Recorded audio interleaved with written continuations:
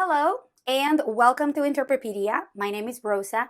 I'm an interpreter, and this is the very first video from the new Dear Rosa segment where you can send me anonymous letters of stuff that has happened to you while interpreting or things that you want to vent about or rant about related to the language services industry in general. I am so happy to have received several submissions. Although I must confess, I didn't even know I had them. I thought I was going to get an email every time I got a submission, but no. It turns out I have to go to the form and manually check, so sorry for missing that. But I have received some very interesting submissions that will give us a lot to think about, so stay tuned for those. If you want to send me an anonymous letter, you can do so by using the link in the description box. So here's our first letter. Dear Rosa, I have a confession to make. There is an aspect of interpreting that I intentionally neglect despite our standards of practice obligating us to perform this task. I'm referring to interpreting everything that is being spoken during an encounter, including side conversations. Interpreting the side conversations of providers with their residents/students is extremely challenging for me, because when providers explain their findings in front of LEP patients, the high technical medical language used is extremely hard to interpret. Interrupting every other second because of high technical terms is very disruptive to the dialogue, and summarizing to LEPs is discouraged from veteran interpreters because our obligation is to interpret accurately, not summarize.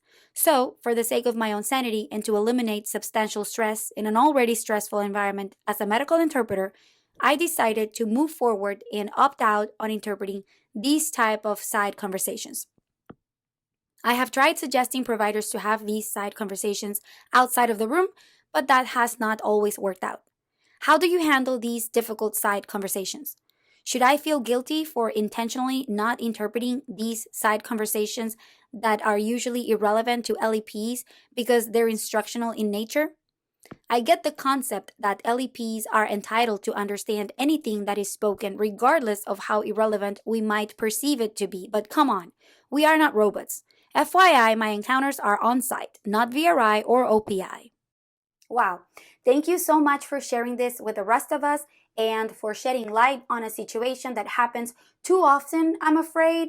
So to get right to your questions, how do I handle these situations? Well, the only instances when something similar happened to me was when I used to interpret at a pediatric teaching hospital, but fortunately the attendings and their residents and students conferenced right outside the patient's room while I was just standing there. I can only imagine how difficult it can be to try to interpret those conversations, for example, in the simultaneous mode, because they do use highly technical terms and they go really fast. For the most part, I have interpreted remotely since long before the pandemic, and since we can't switch to simultaneous interpretation over the phone, or at least I cannot do that, I hold off on interpreting while those side conversations between providers are happening. Now, I came up with a little script that I pull out from under my sleeve when this happens, where I basically advise the providers that I am obligated to convey everything that is said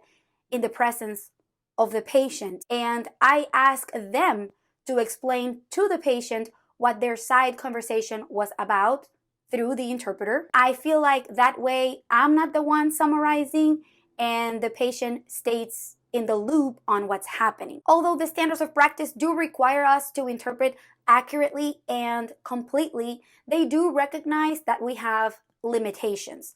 For instance, this is one of IMEA's standards of practice, and it says that we should switch modes if we are competent. So let's say we are limited by our ability to, for example, in this case, simultaneously interpret these highly technical conversations.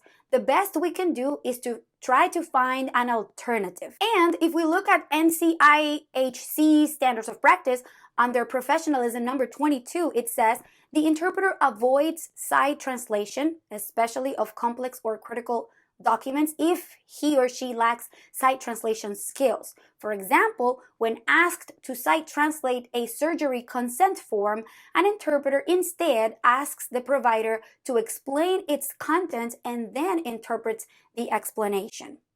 So, obviously, not the exact same scenario here, but my point is that from these two standards, we can infer that these situations will happen where our ability to interpret will be hindered by certain limitations.